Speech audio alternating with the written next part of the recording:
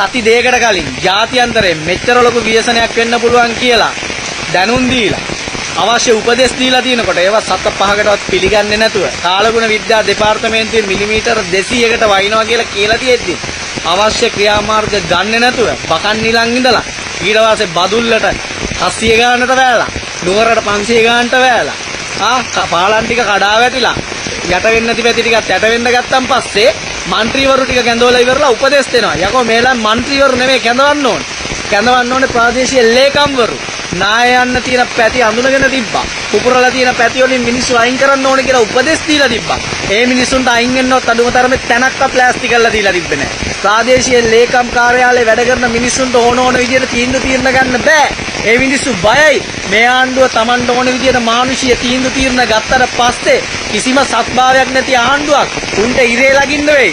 උන්ට දඩ ගන්න වෙයි. උන්ගේ ජොබ් ටික නැති වෙයි කියලා. හරිද? ඒක නිසා ආණ්ඩුව ගන්න ඕන ක්‍රියාමාර්ග කිසි දෙයක් ගන්න නැතුව බකන් නිලන් ඉඳලා මෙච්චර ලොකු ව්‍යසනයක් වෙලා තියෙනකොට රජයේ අත්‍යවශ්‍ය කට්ටියට අරුණුකොට අනිත් කට්ටියට නිවාඩු දීලා එතකොට පුද්ගලිකංශයේ මිනිස්සුන්ට යකෝ මේකේ පෙවලත්තේ දැනෙන්නේ නැද්ද? මේකේ කට්ට ගන්න වෙන්නේ නැද්ද? අදිසි ආපදා තත්ත්වයක්වත් අඩුම තරමේ මේ රටේ ප්‍රකාශයටපත් කරලා දුම්රිය ටිකට එතකොට බස් ටිකට ඒ දේවල් වලට අත්‍යවශ්‍යයට විතරක් ගොඩ වෙන්න පුළුවන් විදියට තත්ත්වය හදලා පුළුවන් තරම් මේ ව්‍යසනය නවත්ත ගන්න කරන්න පුළුවන් උපරිම දේ කරන්න පුළුවන්කම තියෙද්දි අපේ උත් තාම මොකද්ද කරන්නේ? බලන් ඉන්න බලපං අනිත් රටවල් වල ගම් වතුරක් ඇවිල්ලා සතා සීපාවා වගේ හැම සතාවම බේර ගන්නවා. ඒ තරම් ලොකු සිස්ටම් එකක් ඒ රටේ හදලා තියෙනවා. ඔයාලා වයින්න කලින් ගම් වතුර දාන පැති හඳුනගෙන ඉවරලා ගම් වතුරට යට වෙන්නේ නැති වෙන්න සිස්ටම් එක හදාගන්න කියලා කිව්වා. ඒ සිස්ටම් එක වැඩක් නැහැ. දැන් ඒ සිස්ටම් එකට වෛරස් එකක් කෙර වෙලා ඇති. දැන් මේ වෙලා තියෙන ව්‍යසනයටවත් අඩුම තරම් උපදෙස් ටික දීලා ඉවරලා කරන්න ඕන දේවල් ටික දෙන්න. මිනිස්සු වීඩියෝ දානවා. අපි අතන ඉර වෙලා, අපි මෙතන ඉර වෙලා, එතන ඉර වෙලා අපිට අයින් වෙන්න තැනක් නැහැ කියලා. නායයාමක් වෙන්න පුළුවන් කියලා මිනිස්සු ඔක්කොම එක රොත්තට එකතු වෙච්ච ගෙදරත් නාය ගිහිල්ලා මිනිස්සු බර ගන්න ජීවිත නැතිලා තියෙනවා. කතා කරන හැම පැත්තෙම නාය ගිහිල්ලා අරේට බෝට්ටුවක් ඕනේ මේට බෝට්ටුවක් ඕනේ කියලා දාලා තියෙනවා. මේ වෙලාවේ අමුදාව නාවික අමුදාව ගුවන් අමුදාව පාවිච්චි කළා මේ ව්‍යසනය නවත්තන්න බෑ. මීට කලින් තේරුම් ගන්න තිබ්බා.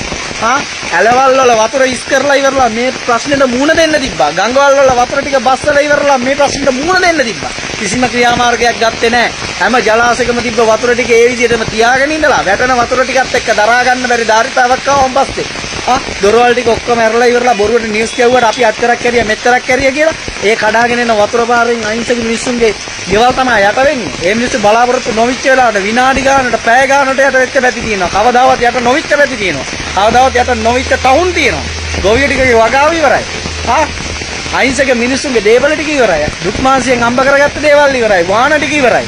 වතුරට ගාගෙන යනවා. යකෝ මොන මගුලක්ද කරන්නේ? දැන්වත් ප්‍රාදේශීය ලේකම්වරුන්ට අවශ්‍ය විදියට මේ මිනිස්සු දන්න තාක්ෂණය පාවිච්චි කරලා දන්න දේවල් පාවිච්චි කරලා මේ මිනිස්සුන්ගේ අත්දැකීම් පාවිච්චි කරලා ඕඩර්ස් ගන්න අවශ්‍ය ක්‍රියාමාර්ග ටික දෙන්න. ඔය ක්ලීන් ශ්‍රී ලංකාවද මොකද්ද මගුලකට වියදම් කරපු සල්ලි ටික ආපදාවට වෙන් කරන්න. සහෝදරත්ව දිනේ පස්සේ සමරන්න පුළුවන්. මේ වෙලාවේ සිංහල දෙමළ මුස්ලිම් බර්ග කියලා නෑ. මේකටම කෙල වෙලා තියෙන්නේ. මේ වෙලාවේ තමයි සහෝදරත්ව දිනේ හරියටම සමරන්න ඕන. නිසා බම්බු ගන්න නැතුව අත්දැකීමක් නැත්නම් අත්දැකීම් තියෙන මිනිස්සුන්ට වැඩ කරන්න දීලා බලන් ඉඳපල්ලා. බලගේ മന്ത്രിලා ගිහිල්ලා කරයි බලපන්. බදුල්ලේ නාය යනවා කියලා දැනගෙන තොපි එක තැනක් දාලා තියෙනවා. ඒ මිනිස්සු දාලා තියෙනවා කොතනද අපි අයින් වෙන්න ඕන කියලා. ප්‍රාදේශීය ලේකම් කාර්යාලේ තැනක්වත් අයින් කරලා නැහැ කියලා කියනවා. මේව දෙයක් ආපදාවක්